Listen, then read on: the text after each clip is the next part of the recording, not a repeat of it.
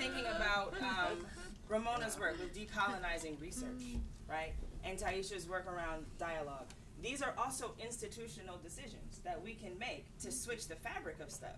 So what's happening here, right, at DU or at campuses all over the US and really all around the earth, is that we're choosing to institutionalize the oppressive decisions versus the healing ones. So what does this have to do with my work? Well, I'm hoping that what I'm doing is creating space through my little exhibits to decolonize the research process, but also to empower people to take control of their healing. And so I do that in a number of ways. So with Radical Imagination, if you ask an activist to tell you what's wrong with the world, they could talk for 2 years straight. Right? You ask an activist what world they want to live in, we usually get crickets, because it's another institutional decision to focus on deconstructing systems of power versus building entirely new systems. Why? Because those systems of power keep the institutional power in place. Right? So y'all can talk about it all you want.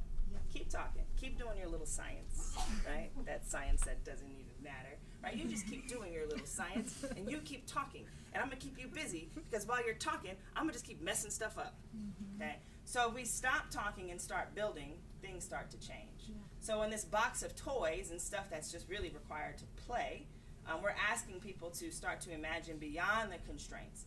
But what the real magic, we thought we were just going to go into this collecting ideas, like literally a database of ideas to improve just spaces and create just spaces, whatever.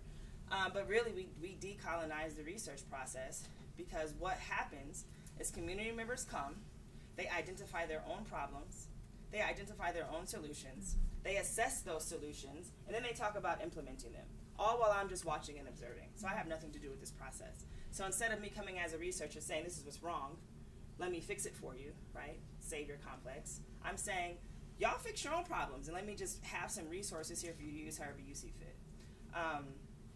And then with Radical Imagination, again, just empowering people to take these tools and use them at their leisure instead of forcing people to do certain things. Because when we force people to do certain things, that is also an operative of colonization, right? So what does it look like to curate all the ways in which community members are healing and disseminate that at large, instead of keeping these things hidden or assuming that academics have all the answers, because we don't.